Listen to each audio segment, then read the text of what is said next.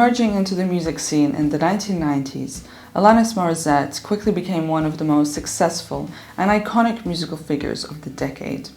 Her mixture of rock, grunge, and pop genres reinvented the landscape of alternative and mainstream music for the decade and beyond. Morissette adopted a songwriting approach that struck listeners for its raw and emotional content, though this has adapted as she has aged and new themes have arisen. Many of her albums have been the result of full creative control, including production responsibility, since the 1990s. Alanis Morissette has produced a strong, admirable star persona that has considerably influenced many artists since her explosion in the 1990s. Alanis Morissette was born in Ottawa, Canada in June 1974 as a twin to her brother Wade, who would later become a musician too.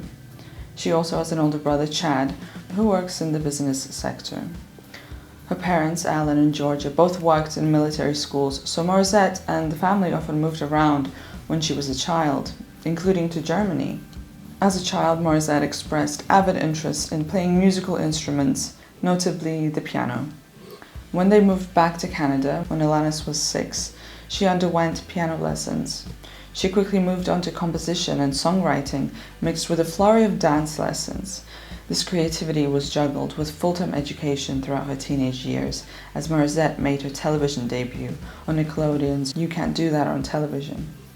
Having acted in 5 episodes for the children's show, Alanis Morissette earned enough money to record her first independent single. Fate, Stay With Me was released with Morissette only 10 years old at that time. She attempted to send off another example of work to Geffen Records, but this never amounted to anything as it was stolen in a burglary. Nonetheless, within a few years, Alanis Morissette was signed to a record deal with MCA Canada, where she would release her debut album in 1991. Her debut album, Alanis, was released in April of 1991. It was a Canada exclusive, yet has achieved platinum status for selling over 200,000 copies. Alanis was a pop-driven record with dance elements that were reminiscent of the previous decade. Critics compared it to a Madonna record. However, there was a somber underbelly to the recording of this album. Morissette recalls pressure from figures in the label to look a certain way, specifically by starving herself to be skinnier by the time the album would be released. The toxic perspective on weight and weight loss caused Alanis Morissette to develop eating disorders, namely anorexia and bulimia. And whilst being a teenager at this time, this was particularly damaging. Furthermore, she was exposed to an entirely different adult culture in the studio. She began drinking and smoking marijuana and being only 14 around a crowd of considerably older people. Within a year, Alanis Morissette released her second album, Now Is the Time. The direction stylistically remained heavily pop and teen pop, with synthy additions. However, this album has been disregarded. This is mostly due to her young age and the lack of resonance and the lyrics and style of music. As a result, the next release, Jagged Little Pill, is often regarded as Alanis Morissette's debut studio album. Jagged Little Pill is an iconic body of work, incorporating alternative rock and grunge styles that were popularized in the 80s and 90s. Morissette established a very different but more genuine musical style. Writing for the album began with a move from Ottawa to Toronto for Morissette, where she struggled to write and then decided to relocate over the pond to Los Angeles.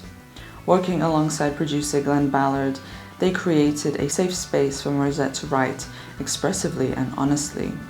The two would experiment in the studio with different instrumentation and genre, which is what led to the significant shift in Alanis Morissette's sound.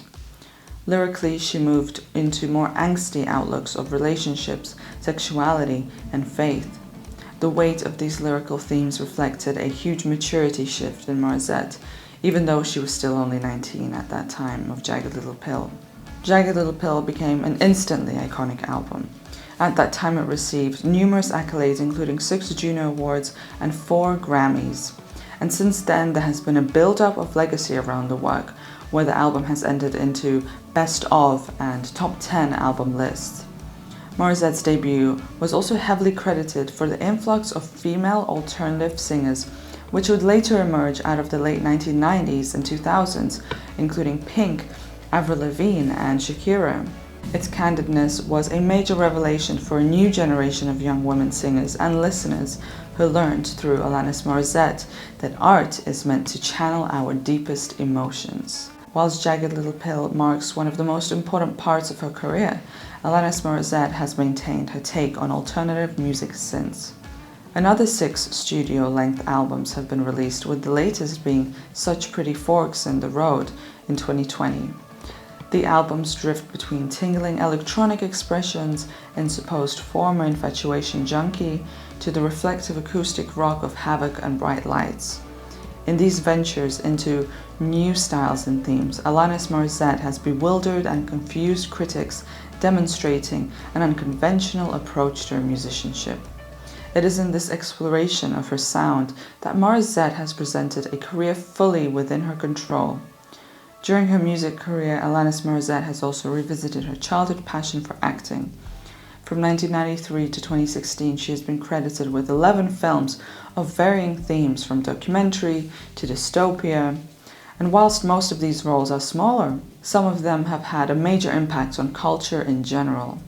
Morissette has featured as a narrator in the 2006 climate change documentary, The Great Warming, which aimed to influence the way politics approached the climate emergency. This contribution fitted Alanis Morissette perfectly, as she often speaks out about causes close to her beliefs. One of those beliefs is in the prevention and help of those with eating disorders. As a former sufferer of them, Morissette has worked alongside the National Eating Disorders Association, where she has ran a marathon to raise money for the cause. Such Pretty Forks in the Road indicates a reintroduction back into the industry after an 8-year break from releasing music. The album embarks on a daring road of ballads and intimacy, addressing her children and the feeling of disconnection with the world. It feels both fresh and quintessentially Alanis Morissette, hinting that she is not done with music. Instead, she demonstrates a power within her songwriting that gives us hope that she will continue forming her legacy in real time. Of course, this will be an absolute treat to watch and listen along with. You can check out the Carliv Spotify to listen to the original tracks of the artist. It's a curated playlist with the most popular songs.